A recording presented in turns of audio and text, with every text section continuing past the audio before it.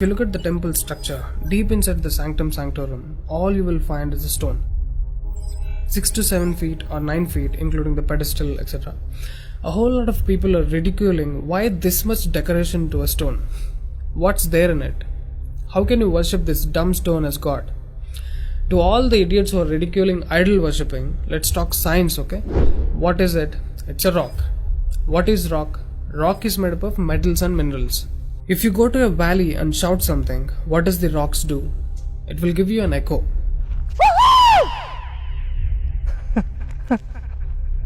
It's an open place. The sound travels, hits the rock and throws it back. This phenomena is called echo and it's scientifically proven, everybody knows it. Depending on how loud you send the sound waves, accordingly rocks will throw back an echo. Every rock, that's why you will hear 2-3 sounds at different intervals. Visually you cannot see what's happening, but you can hear it. This is in open space. Imagine if you're doing it in a closed place. What would be the amount of echo? Obviously much more than the open space. Let's get inside the temple. You will find a linga or a statue made of a rock. And it's placed in a closed wall structure with a Galigopuram on the top. That means a pyramid structure with a tip pointing to the sky. There will be no ventilation. Tight packed and covered with stone walls to a precision where even the light cannot enter. Now, people send some sounds to the rock. Not just today, it's been practiced since thousands of years.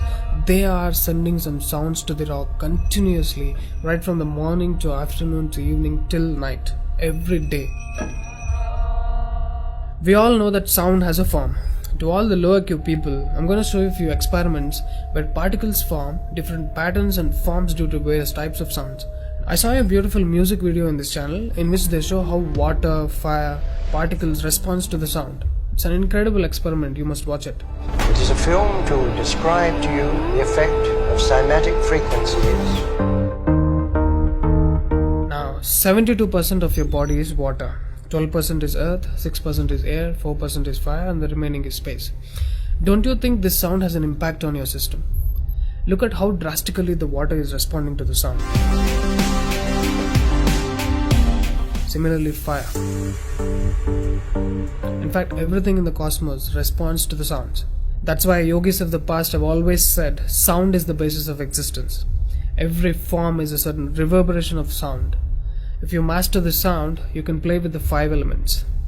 That's how the sages of the past used to walk on water, disappear into the air, walk through the walls, etc. In Harry Potter movie, what you have seen is just a fiction story. But here, we have got yogis who did all that for real. Even though there are many mystics who can do these things, not just them, you and I can do it if we attain certain mastery over the sound. You need a perception beyond the senses to do that. For that, you need to do a different level of sadhana. You can't do that in a laboratory through some dumb experiment. All those who tried either ended up neurotic or died an utter failure, wasted a lot of money in the research. So except dhyanam, technically there is no other way. Sorry to disappoint the people who are lazy to yoga. Okay, sound. I recommend you to watch more such experiments in YouTube to understand better what I'm trying to say here. Inside the temple, they chant some mantras. What happens is, the sound will touch the stone and bounce back in different directions. Because it's a closed room, the sound has to pass out through the main door. And whoever is standing in front will be completely soaked in that energy.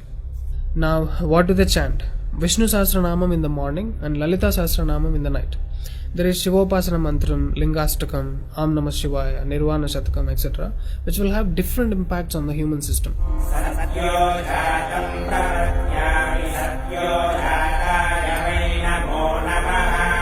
I really wanted to check what impact these sounds have on the human system.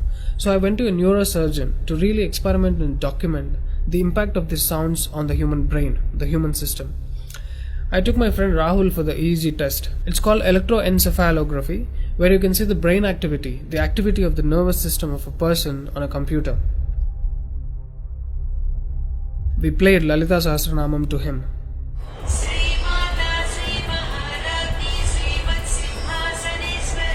Rahul, relax your face.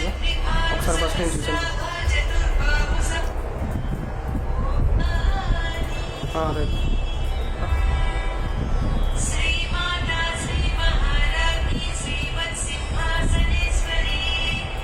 The kind of parasympathetic differences that he's getting is anonymous. Oh my god, then I understood. These sounds are engineered in such a way that the rhythm of the chant will go inside your parasympathetic nervous system and will put you into deep sleep within 3 to 5 minutes. First thing is, the chant is some thousands of years old. How could these ancient sages know that these sounds impact the parasympathetic nervous system? They do it in the night. And in the morning they chant Vishnu Sahasranamam, the 1000 names of Bhagavan Vishnu. And again, these sounds are engineered in such a way that it will wake you up to a peaceful and refreshing state of mind. I'm sure most of you are suffering with painful wake-ups, with such an irritated mind that you can't sleep and you don't enjoy waking up. If you listen to Vishnu Sahasranamam in the morning, it will clear all these clutches in the brain and you will be super fresh when you wake up. Even today you can go and check in Tirupati Temple. They will chant Vishnu Sahasranamam in the morning and Lalita Sahasranamam in the night. This is a clear science evolved and being practiced in temples. Even now in most of the temples they're still doing it without knowing why they're doing.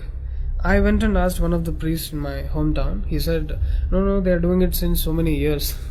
Or they will say something like, it's good for your health, you will get money, pregnancy, etc.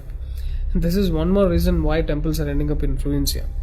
There is no one to talk about the science behind it. Why sounds and why the rock? So they call this rock as God, and when you chant for God, their idea is to benefit the human beings living in the city. It's a free service. Will your doctors treat you for free? But these temples are doing it for free, since ages. But now, these temples are under attack. It's time to free them from government's control. Temples' properties are being looted. They think too much of gold is available there. You know what? The temple design is such, there will be a Dvajastambam, which is made of some metal, usually gold or copper. Brass is a good conductor of sound, gold is an excellent conductor of electricity, and it has higher receptivity of the energy. To all the idiots who are worried about so much gold being used in the temple construction, just smack them with this video. This is a clear science and most sophisticated engineering that even the modern science has no clue of. There is much more to the design of the temple. The design is such, the energy waves reverberated by the gopuram will pass straight and touch the antenna kind of arrangement here and stored in the energy format. People are supposed to touch it. A lot of people touch their heads without knowing why they are doing it. And then you are supposed to walk into the space which is filled with this energy transmitted by the rock inside. Doesn't matter whether you are a Muslim, Hindu or a Christian, you can't escape the energy. You will be bathed in the glory of that energy. You can actively feel the difference after you pass through the path.